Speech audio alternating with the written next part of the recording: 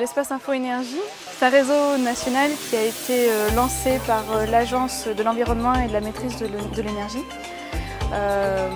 qui en fait ce sont des points d'information gratuites, indépendantes et neutres pour le particulier sur tout ce qui touche à l'énergie dans l'habitat. Donc c'est autant les matériaux isolants que les énergies renouvelables, bien entendu, les aides financières, les éco-gestes. Alors notre mission, c'est vraiment d'apporter une information précise au cas par cas, des gens qui viennent nous poser des questions. Notre mission première, c'est vraiment la diminution de la consommation d'énergie sans forcément entraîner une diminution du confort. Donc ça passe forcément par des éco-gestes, par l'isolation d'une maison.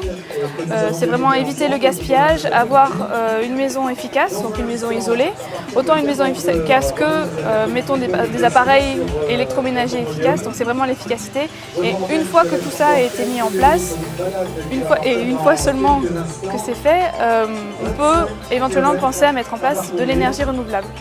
Parce que forcément, on ne peut pas forcément mettre du photovoltaïque sur une maison passoire. 3 espaces Info Énergie sont sur Avignon, Carpentras et Apt.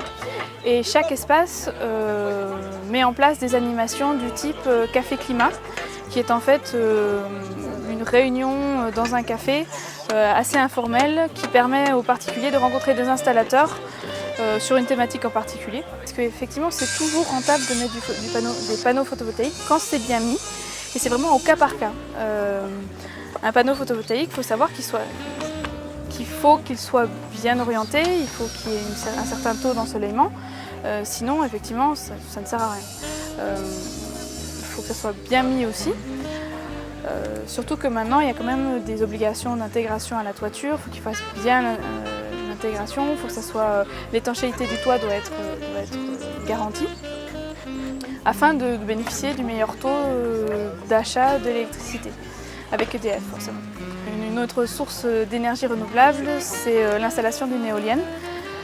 Encore une fois, c'est un sujet qui revient de plus en plus, parce qu'on en parle de plus en plus et ça devient de plus en plus intéressant. C'est-à-dire que l'éolienne, c'est comme le photovoltaïque, ça ne peut pas se mettre partout. C'est intéressant à partir du moment où on a fait une étude de vent, que l'étude de vent nous montre bien qu'il y a une utilité à mettre l'éolienne. Et encore une fois, il y a différents types d'éoliennes. Il y a l'éolienne domestique qui fait 12 mètres, il y a l'éolienne domestique qui est beaucoup plus petite, et après il y a les grandes éoliennes qui sont pas à usage domestique. Forcément, chaque éolienne en fonction de sa taille a un prix, mais a aussi un rendement adapté à la taille. Donc forcément une éolienne de 12 mètres produira plus en théorie qu'une éolienne de maison. Avec la hausse du prix de l'énergie, il faut d'abord réduire nos consommations. Déjà parce que c'est cher, 2 parce que ça pollue forcément et il faut qu'on fasse quelque chose. Et après, forcément, la solution, si vous voulez, ça va être dans la mixité des solutions.